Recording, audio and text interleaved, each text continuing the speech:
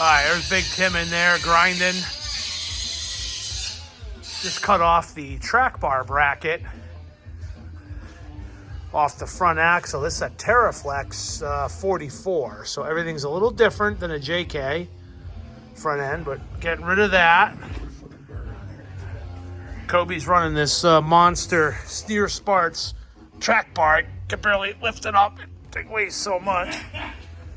And so that factory low mount bracket was coming off. It was basically a stock design, stock mounting points. And this one, this Barnes one, is going on. This is only the outside half of it.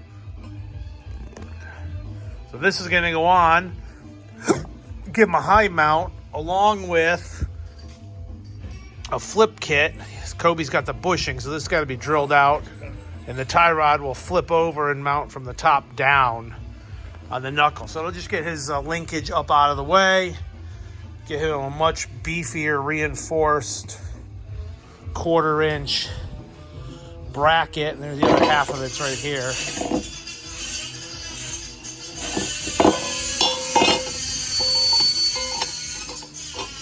So that tab and slots together like that. Gets welded on the tube. And then I don't know what else he's got for goodies in there. We just put the winch plate on. Koby and I put that on. We relocated, or took this off for now, the vacuum pump. Tim cut off the front half of the bracket, so he'll be able to set his winch in there. Run the Rubicon front steel bumper. And yeah, that's it for right now. All right. Big Tim hard at work welding in the new track bar bracket. Koby and I and Tim working on the Steer Smarts. I'm not gonna really go into too much detail on this bad Larry, because Rick's got it outlined in one of his videos already. But this one went in minty. We ended up using the 2 longer bolts. This is interesting. The Steer Smarts kit for the PSC Big Ram comes in a bag. I don't have the part number here. Anyway, they give you the correct size nut. It's the same bearing out here, but the threads are bigger in there for the PSC box. We only used, out of the 4 bolts that was in that kit, the 2 longer ones in the front. We did not use the shorter bolts. And then we used the 2 original length bolts at the rear locations. So these were original bolts back here that came in the PSC kit. These were in the big bore box kit. If you're familiar with the big bore box, the 2 front holes are blind holes, so you need to have the right length bolts so they don't bottom out in the box. Got that done, everything torqued up to 70 foot-pounds. Koby's just putting the finishing touches on the bearing mount piece. Let me show you the inside of here. Sorry. Can I butt you out of the way for a minute? Sure. All right. So these are the longest bolts that PSC that come in the 2 Steer Smarts kits. And you can see how they're just about to come through the PSC big bore box. They're fine. I mean, that's a lot of thread in there. Those would not fit in the front holes. As you can see how the front holes are blind holes. Those would bottom out. They're about a 1/4 inch too long.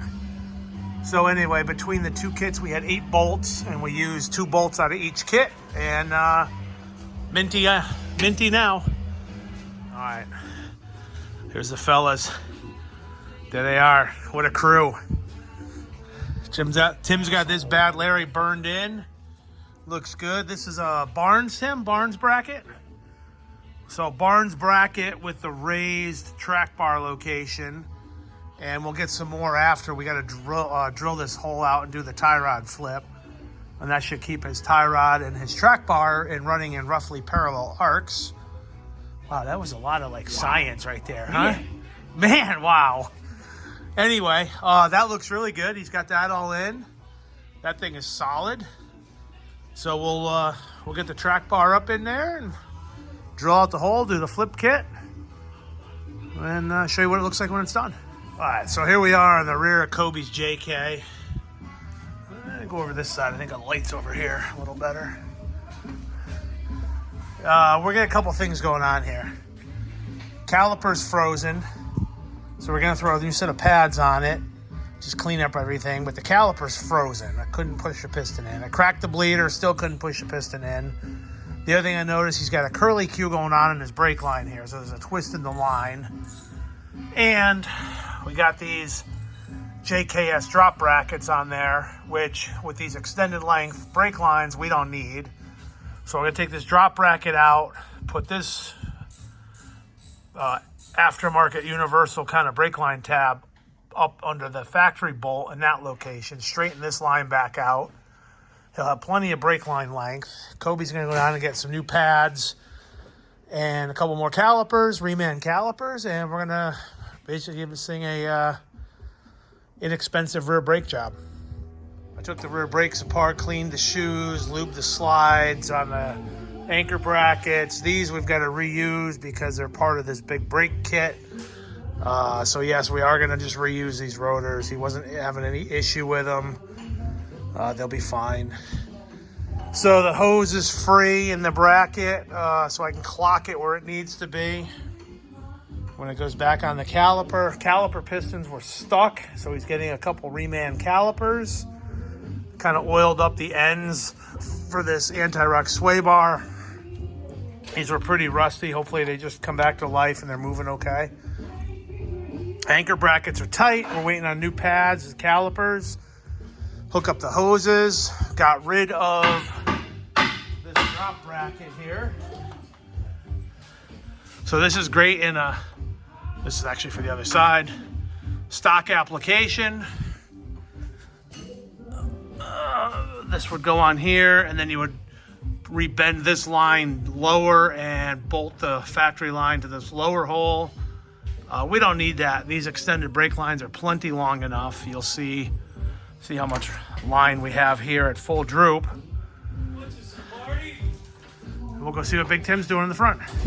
All right, one little rear brake upgrade. Show you guys what we're doing here. I guess there's enough light. So the factory lines, even these aftermarket lines, had the brake hose coming off the back side of the caliper like that. Somewhat protected by the wheel, but still a little bit exposed.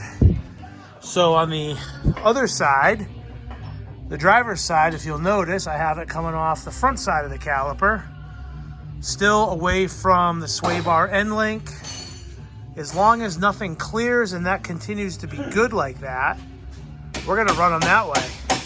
Now, even though he's got the wheel on here to protect it, if something gets jammed up in there or a rock somehow comes up, it's a little more protected there. And that's allowable, that's doable because these swivel, so we can clock the lines wherever we want.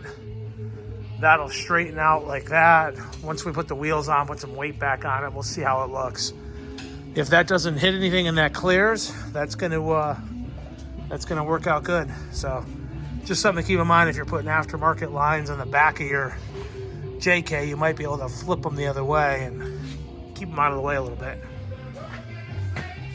Track bar, raised track bar bracket on there. Nice stabilizer bracket welded on. Everything's adjusted up nice. Steer smarts. Yeah, now we just gotta put wheels on, drop it down, center everything up all nice, and Koby goes back to New York.